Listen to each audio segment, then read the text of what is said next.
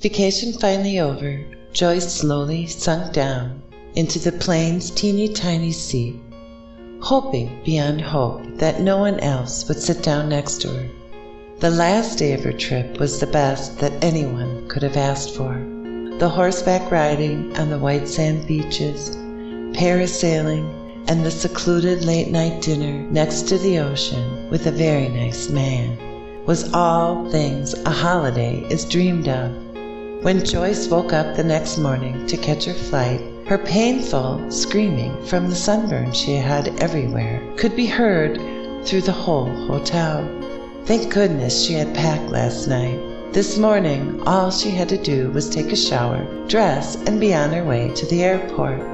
Showering, a must this morning, was more like 10,000 needles pelting their way into her skin. It was going to be a very long, painful day, thought Joyce.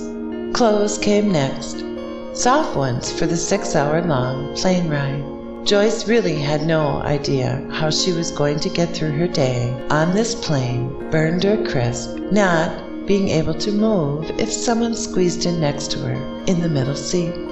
Joyce closed her eyes, drifting off to sleep. Memories mixed with fantasies danced through her mind. The pain of the sunburn began to fade as her mind raced down the beach and back to his deep brown eyes. He asked if he could write her, but she didn't feel comfortable giving him her address, so she thanked him for the meal and said goodnight. He whispered it was lovely to meet her, and she believed every word he had told her through the night. Joyce was so infused in the dream she could hear his voice. The thick Italian accent was music to her ears. I would love some orange juice. My wife will have the champagne. Joyce opened her eyes. Slowly and painfully, she pushed herself up until she could see over the seat. Was she still dreaming? It couldn't be him. She shook her head and gave herself a moment to awaken. She peeked again. She wasn't dreaming. He was there on a 6-hour flight in first class with her and his wife. His wife was obviously oblivious. She was giggling and carrying on about something. I wasn't really paying attention. I was half scared and half excited. Women had a way of knowing things. I know I am one. You can see when something has happened, so I resolved not to make eye contact with her. I also couldn't fight the urge of my bladder filling up. Too much coffee before the flight. Great. Now I'd have to walk by them at least twice. I waited as long as I could, and just as I was about to pass their seats, he stood up, not seeing me, and almost knocked me into the passengers across the aisle from them with his hip. He turned and apologized, and his eyes got wide, realizing exactly who I was. I said, thanks, in a sheepish tone, as he helped me up, and I made my way to the bathroom. I did my business, and just as I was about to exit, it was like perfect timing. He came in, and we locked the door. The overwhelming, passionate rush took control of both our bodies, and the pilot announced, Turbulence is expected. The plane swung wildly to the left, and I fell on him. It was a moment till we disengaged. This kind-looking guy helped me up and asked me if I was fine. He was of average height, brown hair, but had a nice smile. The plane swerved right, and I fell on him. All this would have been super fun had it not been for the damage incurred to my skin during the previous day's indiscretions. I bit my lip to keep from screaming as he grabbed me with a roughness that would have been just right, if not for the searing pain that the sunburn added. Buried his face in my hair, kissed my neck. The pain subsided, and I relaxed a little. My eyes closed involuntarily, and a sigh escaped my lips. Then the plane lurched again, and this time I did scream, loud enough to be heard. A knock came to the restroom door, and a voice asked, "Are you all right in there?" Immediately after the urgent knock on the door, the captain announced over the intercom that everyone should take their seats and buckle up. severe turbulence was expected. When my Italian romantic opened the door, we were greeted by a peeved-looking stewardess. She told us that it was not allowed for two people to be in the restroom together. My romantic said, "Ah, madame, we are just in there, but for a moment, surely you understand." "No, I don't," she growled. "Now please take your seats or I will have to report you to the captain." At that very moment the plane lurched violently, and in an attempt to keep his balance, my romantic's arms flew out and struck the stewardess in the face, giving her a bloody nose and knocking her to the floor. She jumped up and slapped Romeo's face and moved to the intercom to call the captain. As fate would have it, another lurch hit us, and I was violently slung into her as she reached for the intercom button. When I smashed into her body, her head hit the cockpit door, knocking her out. Moments later, the cockpit door swung open, and there stood the co-pilot with... Wow, I couldn't believe my eyes. After 3 years of trying to get over him, he reappears. Gosh, he's still the most handsome man I've ever met. I don't know how long I stared at him with my heart in my eyes, but a higher power finally gave me a voice. "So, you did become a pilot? Was that squeaky voice mine?" I internally cringed. He also was able to break out of the intense stare and asked the hostess beside him to help take the fallen angry hero off the floor. "Joyce, so good to see you," sizing me up with his soulful eyes, he continued. "You need to go back to your seat and buckle up, because the turbulence is about to get worse." With that statement, he held the open door, subtly telling us to leave the restroom. Taking 2 paces towards him, I suddenly remembered my vow. With a gun, Joyce froze in shock. An announcement was made soon enough amidst screams of terror from the passengers. The plane had been effectively hijacked by a group of terrorists. All passengers were warned to be quiet and cooperative if they hoped to get out of the plane alive. 2 other gunmen had appeared from nowhere and were tying up the stewardess, who was just coming around, while the co-pilot led Joyce to her seat. Shaken beyond her wits, Joyce allowed herself to be led back to her seat, the pains of the sunburn now the least of her problems. She probably wouldn't have noticed had the Italian's wife not been giggling and restless a moment ago. She wasn't in her seat. Joyce wondered where she was in this nightmarish moment when she remembered the Italian hadn't returned with her. Looking back in search of him, what she saw would shock her even more. The Italian was, in fact, an air marshal. In a flurry of action that was too quick to take in, he had drawn his P250 compact pistol in the .357 SIG caliber and commenced zip-tying the terrorist, who he had instantly realized only had replica weapons, representing no threat compared to his duty gun. Once he had released the stewardess from her bindings and returned calm to the plane passengers, the Italian came over to Joyce and sat down beside her. At this moment, the sunburn had completely vanished from her mind. The unbelievable events of this journey had put Joyce into turmoil, with the attraction she felt for the Italian set in her mind against the long past history she had with the co-pilot. Right now, there was only one thing Joyce really needed, and that was a calming gin and tonic. She whispered to herself, "I could really use a drink right now." Spontaneously, she fell into deep thoughts, reminiscing the lovely moments she had with the pilot. How could he have left without any words after promising marriage? Filled with anger and frustration, which was written all over her face, she lowered her head, wishing there was a shoulder to lean on. Ma'am, voiced the Italian. She turned. "Are you hurt?" he asked. She shook her head and glanced around, with all of the stewardesses setting about calming the passengers. She knew her needing a drink would be a long time coming. With a sigh, Joyce turned to tell the air marshal how grateful she was for his rescue, when a hand flew over the back of the seat and slapped his head hard. While he gripped his head and groaned, she let up and spun to meet the furious eyes of the wife. Whoops! She had forgotten about her. Glancing down at the sheepish face of her hero, so had he. His mouth opened, but before he could say anything, angry wife let out a scream of Italian that cut through the air. Looking around, Joyce could see the eyes of all the passengers peeking over their seats. Some looked angry, a few looked alarmed, but mostly she could see amusement. Great, just what her day needed.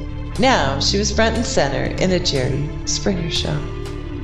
Covering his head, the pained husband snarled back in reply, which received nothing but silence. Half expecting her to be holding a gun by the way that her day was going, Joyce turned again to the woman. The dark-haired beauty was staring out of the window of the plane, mouth agape, completely transfixed. Before she could ask what the woman was looking at, a crackling of static filled the air, and the cabin was filled with a tremendous white light. The light so thick Joyce can't see her own hand in front of her face.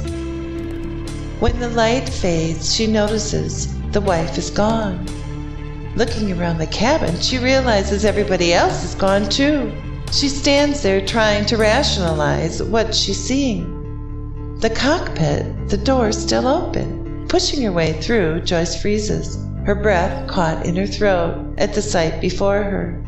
Shimmering silver and black, it was as though the clouds had entered the space where she stood. Or perhaps she was within the clouds. They moved and shaped themselves as lightning fluctuated within the apparition.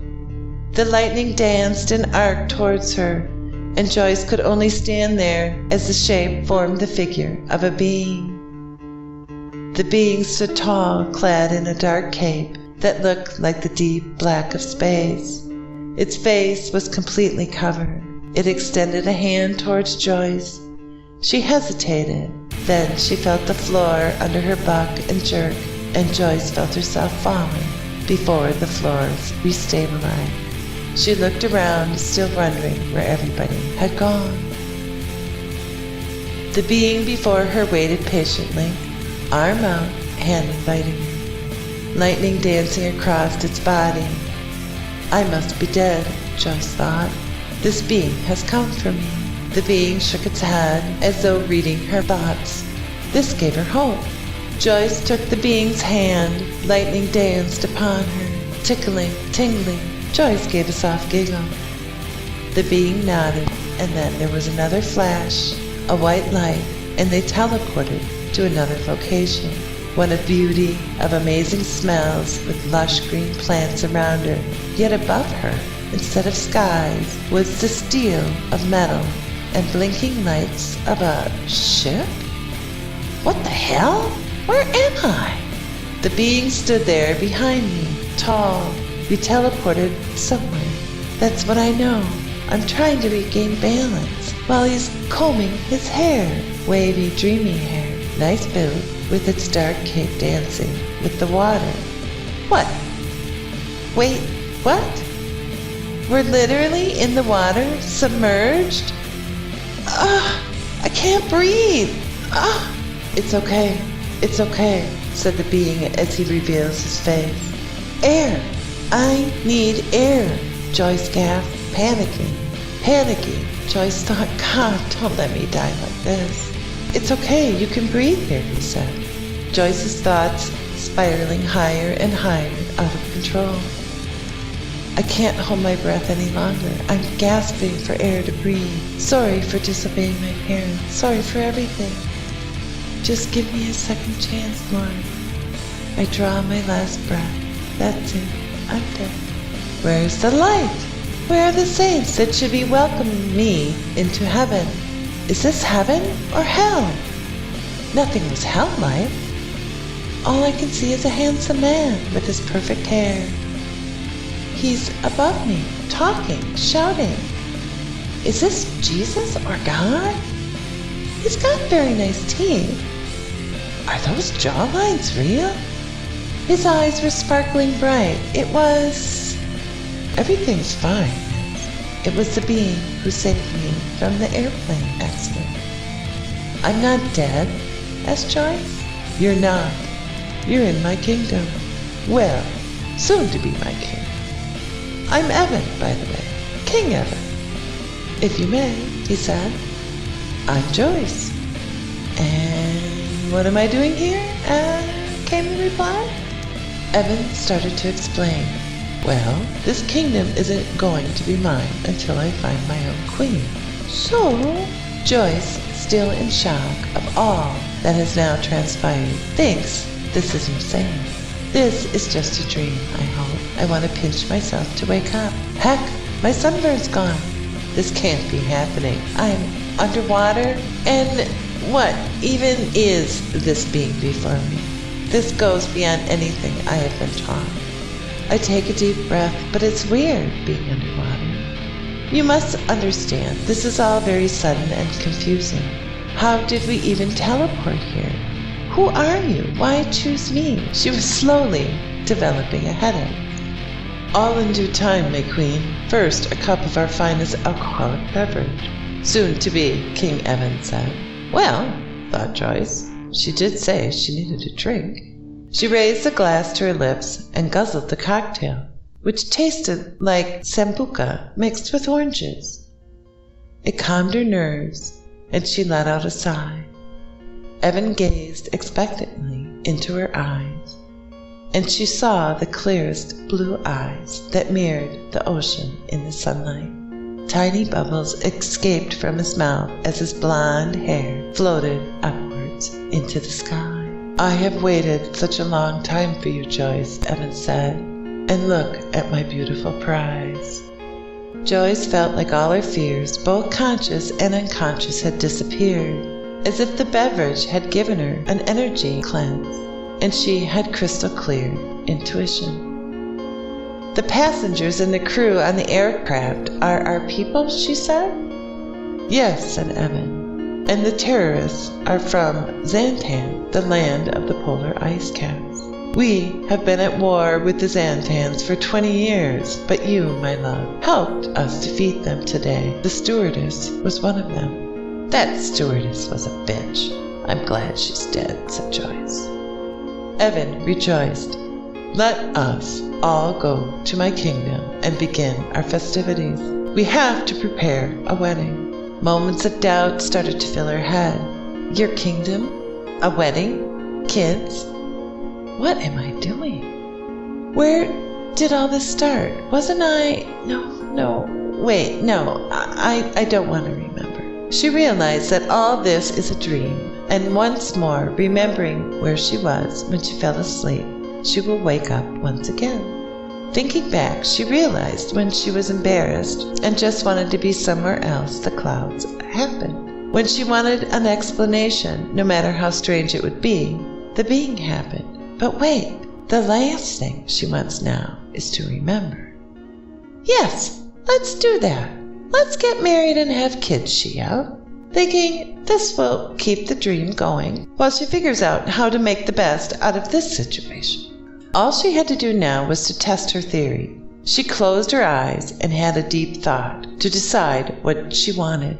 Chocolate or a diamond? Okay, chocolate and a diamond. And then she opened her eyes to find Evan on his knees offering her a ring with a big, shiny diamond. She gave him her hand, and her heart almost jumped out of her chest while he was putting the ring on her finger. Then the ceremony started, and everything felt magical, but there was one thing missing. She knows now what exactly she will wish for next. Her mom. So many times after her mom's death, she wished she could see her one more time. But this time she can play with this reality and make anything happen. What she was waiting for happened in a very exaggerated way. 4 men came in holding a giant bowl full of little pieces of chocolate. They distributed a small part of the morsels to everyone, the rest of the tiny presents to her and her king. She didn't even touch the chocolate. She just closed her eyes and said, "Mom, Mom, where did you come from?" "Joyce, honey, you have to wake up or the plane is going to crash." "Joyce, Joyce." Her mother's voice could be heard. Lady, wake up!" A voice suddenly changing its tone. "Someone is slapping the back of her hand," thought Joyce. "Huh? What? What happened?" The man in front of her said, "You hyperventilated and passed out. I'm a doctor, and everything is going to be fine," he said, smiling at her with a kind, gentle face. Looking past him, she saw her Italian still arguing with his wife. Then a drop of green goo landed on her forehead. Looking up, she saw green droplets forming at the bottom of the storage bin above her. There was a darting movement to her left. Looking towards the motion, she saw a purple squirrel sitting on the back of a headrest, looking at her. "Hurry," said the squirrel. "You don't have much time." "Much time for what?" Joyce asked the squirrel. She looked around. No one else seemed to be paying the squirrel any attention. Could it be that only she could see a purple squirrel on an airplane? "I am your spirit squirrel, It continued. tasked with keeping you up to date with the happenings in the fantastical realm, the realm of creativity and innovation, fantasy and myth. You have been experiencing phantasmagoria, a condition you may have noticed that can cause you to jump back and forth between different possible realities in a moderately coherent way." "What?" Joyce said in a less than understanding voice. "I can prove it," said the squirrel. "Notice the number of times that you have gone back and forth between first and third person on this plane flight alone. Was your ex-lover pilot a terrorist or just jealous of the married Italian? This whole episode is rife with phantasmagoria. And now, there is not much time." "Not much time for what?" Joyce blurted out, losing patience, as the distinct lines of the inner cabin began to swirl. Joyce began to wonder just what the heck was in all that coffee she drank before the flight. Joyce realized she must have been drugged and started drinking water, but the squirrel would not go away, screaming, "Snap out of it! You do not have much time!" She had to go to the bathroom again, but was hesitant just in case the squirrel was right. She asked the squirrel, "What do you want me to do?" The squirrel told her to go to the bathroom, and quickly. Well, since she had to go anyway, she followed as the squirrel jumped on top of seats and heads to race her there. As she reached the bathroom, the squirrel told her, "Evan is waiting for you." She stopped in her tracks and asked, "How do you know about Evan?" The squirrel said, "I have known you most of your life. I am your guide and teacher. Choose which life you want to live. Do you want to stay on this plane and die, or find happiness with Evan?" Seconds felt like minutes, and time seemed to stop. Everything was in slow motion, and the squirrel told her the teleporter would be closing, and she had to choose quickly. Chills ran up and down her spine as she opened the bathroom door and walked inside. She was immediately teleported to the underwater SeaWorld from her dreams. Evan was waiting for her and kissed her hand. She looked down and saw the lovely diamond on her finger. One thing was certain, she felt more happiness with this being called Evan than either the co-pilot or the married Italian man. All her insecurities and fears were completely gone. She belonged to Evan. She looked into Evan's eyes once again and could not keep her eyes off him. He took her in his arms. Their first kiss was one of eternity. She could barely think anymore in the hands of this amazing creature. Besides, Queen Joyce of the underwater world had a nice ring to it, Joyce thought, as Evan picked her up to carry her to the bedchamber. The